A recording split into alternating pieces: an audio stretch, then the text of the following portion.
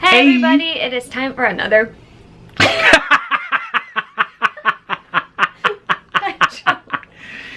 So, take two. And a one. Get it. Alright.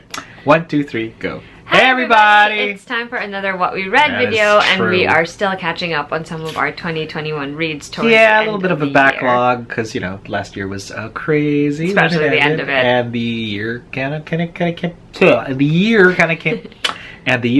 out swinging, so let's Let's get just right dive to right it. into it. So the first book I'm going to talk about is a contemporary romance, and that is Well Matched by Jen DeLuca. If this author's familiar to you, she's actually written 2 other novels in this series. We have Well Met and we have Well Played. Well Matched is actually a novel that a lot of us have been anticipating because it's about 2 characters we met right in the first book.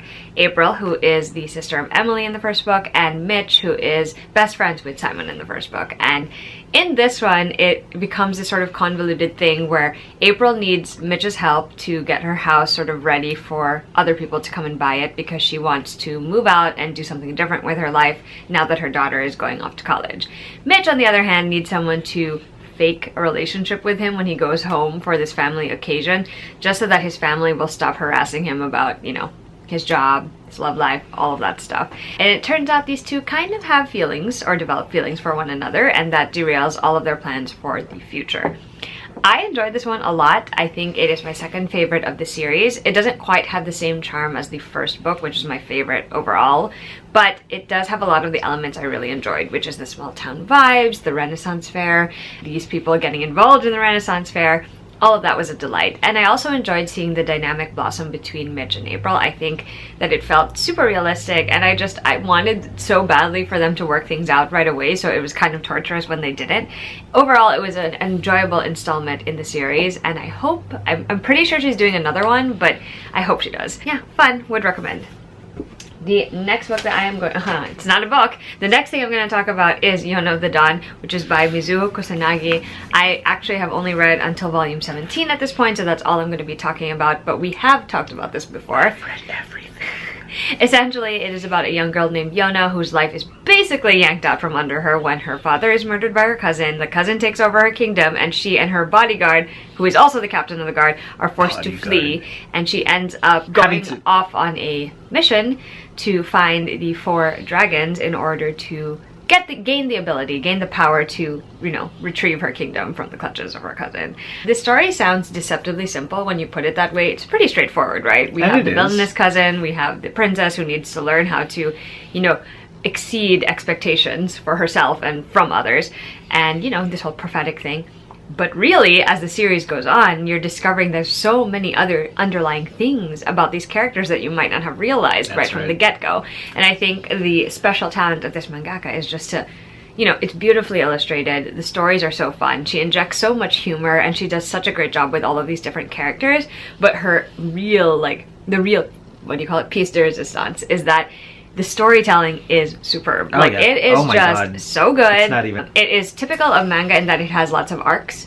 Oh yeah. But each arc contributes to the bigger overall story, and it's just like escalating every single time. And it deepens your sort of like understanding and grasp of each character journey. Absolutely. So my little thing, because I did read all of it. Yes, he has read all of it. It's so well paced. It's not self-indulgent in any way, form, or fashion, and that's not a knock on the previous generations of, like, I think this stands on the shoulders of every single, like, shoujo anime that in the fantasy genre that has come before it. It just refines every good thing and then cuts out trims off all of the excess. And it's just so good. I love it so much. I need to finish like the next half of the manga that we own that is currently published. It's so good. It's so good. I love it so much. So can't gush about this enough on the channel, clearly. So definitely check it out if you haven't. The next one is one that I read in October because it fit the vibe, and that is Bridge of Souls, which is by Victoria Schwab, or Via Schwab as she's now known with all her books. And this is the 3rd installment in the Cassidy Blake series. It's set in New Orleans. It's following, you know, Cassidy after she sort of gained more experience ghost hunting. She ends up facing someone particularly powerful in this book, and it's up to her and her friends to sort of group together and save the day. And I enjoyed this one. I listened to it on audio. It was a fun adventure for the time. I enjoy seeing Cassidy and her friends, you know, ghost hunting and trying to figure out the story and the history behind the people that they're ghost hunting. Not quite as charming as the first two in the series for me.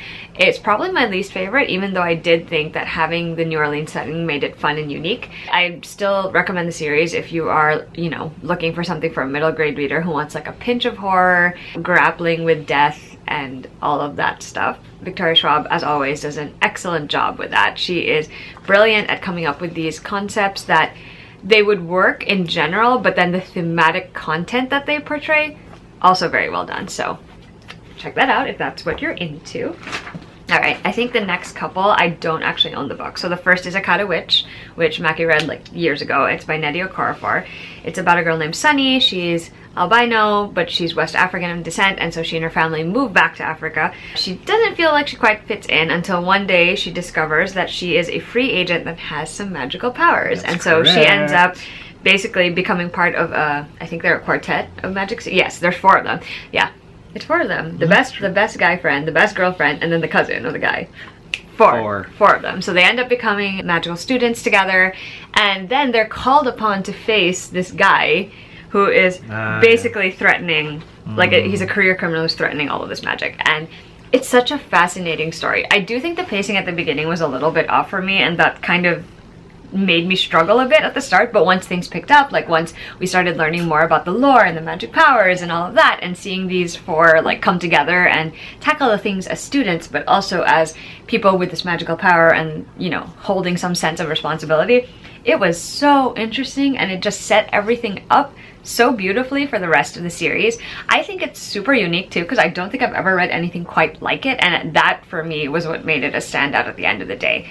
I haven't continued the series yet. I don't think Mackie has either. Have you read the second one? I've read the second one, yeah. Yeah, are you going to read the third one? Because I know that's the conclusion to the series. Akata Warrior, and then the last one. Yeah, they finally really... The new one just came out this year, so I think it would be a good time to like, keep going on with the series and see how it all comes to an end for Sunny and her friends. It's on the ever-growing pile of shame. TBR, pile of books to read. The next book that I'm going to talk about was another family book club pick, and that book is The Thursday Murder Club, which is by Richard Osman. I love the premise of this one because it's basically about 4 unlikely friends who are all septuagenarians, right? And they like to talk about murder mysteries, and then they end up getting involved in solving one. This was charming. It was a little bit... I don't know if this is just a typical thing that happens with some British literature, but it felt a little dry. And that doesn't particularly bother me. That's fair. But it also makes it hard for me to feel very strongly about any of the characters. So in this case, I was more carried along by the plot itself versus like all of these different individuals that we're interacting with, because we do perspective shifts a lot in this story. And if that is not your thing, then you're probably not going to enjoy this one as much. I thought the execution was fun. I thought it was charming. It was a very quick read. Will it stay with me forever? Probably not. But it was fun at the time, so can't really complain too much about that. There you go. So as usual, comics. And I kind of want to start off with the Walking Dead finale. Okay. So The Walking Dead has made waves on TV. It's sort of super well known. Some sort of alums have since then either moved on to like, you know, like Okoye, I believe, from the Marvel Universe is actually the MCU. I had no idea. Was actually one of the biggest main characters. I had no idea. In The Walking Dead. Michonne, I think. Michonne or whatever. What? Yeah, totally. Did not know that. Yeah. Didn't watch The Walking Dead though, so not too surprised. And I actually sort of got into The Walking Dead. This is super hipster of me to say, but I got into The Walking Dead before sort of like it got on TV. And obviously, you know, while I respect sort of just like capturing the mad dystopia that The Walking Dead series actually sort of like effuses, I want to say, if that's even a real word. It probably is, and I'm using it wrong. But it evokes a kind of, you know, we are truly the Walking Dead. Like that's, you know, what happens to human. Like that's the whole premise of the Walking Dead series is put in a situation of apocalyptic proportions. It is up to humanity to now pick up the pieces and whether, you know, decide whether we will walk dead or try to find some way to live amidst the chaos and murder and mayhem. So I had to watch the ending because for whatever reason I think I saw a clip of the series finale on TV and I thought what did happen towards the end. So I wanted to take a good look at what kind of canon comics did, and then I realized I had not read the finale of Walking Dead, which is so weird because I would like to think that I was so like at the time that the series was coming out I was like I'm a little bit ahead. I know sort of know where they're sort of taking the direction of this whole thing, and while a lot of it was mostly faithful to the source material, there is a lot of it that wildly diverges diverged from the source material. Okay. And so digging into the finale, I want to say that it is magnificently paced. There's just something about how The Walking Dead is more about pacing how they twist the knife that's already on the inside of you while jamming a couple more others. And there's always the finale of the existential query that is the real, that is the ice pick in your eye as the finisher, because that's really how it hits you. It's an unfortunate like side effect of the genre where this is not a fun time. Like this is not even gratuitous like gory violence. No, there is a psychologically sickening sort of aspect to these kind of real, like, because it's theoretical situations. Okay. And it is not a rosy ending. Mm-hmm. It does not end in a lovely kind of way. Okay. It is not a. It sticks the landing though. Okay. And it starts out just as melancholy and strange and terrible as it did. So do I recommend it? Oh yeah, if you're into that genre, go grab it. It's great. It's got all the drama that you need amidst the catastrophe and the shock value that comes with this kind of storytelling. So, Night of the Living Dead it ain't, but it is a treatise on, are we to be the Walking Dead? Because the dead out there, that's just a force of nature now. We're the ones who are capable of life or death. Anyway, so what would have been a short thing now is a longer thing. All right, moving on. Scott Snyder has been partnering with Comixology and sort of like just like that service provider for comics, kind of like Netflix but comics. For comics, yeah. One of the projects that came out is this miniseries called "We Have Demons." It is in a world where, and it really does sort of feel that way. No, there are demons that sort of like possess people, and there is a small band of humans who are able to sort of exorcise them using some kind of otherworldly metal, literally, because it sort of like crashes down meteorite, kind of like Sokka's sword from Avatar, where they sort of forge the metal and sort of it helps evict demons. It's wild, I want to say. It would read like sort of like a Netflix adaptation movie. That's a genre now, where high-paced, high action, turn your brain off ever so slightly, tons of like CGI, massive special effects, that kind of but paranormal, because demons and possession. But it's less Exorcist and more Constantine, I want to say, where there's some deep, rich lore that sort of just makes you... And then at the center of it is like a young lady whose father was one of the demon slayers, and one of her best friends was actually like a half-turned demon.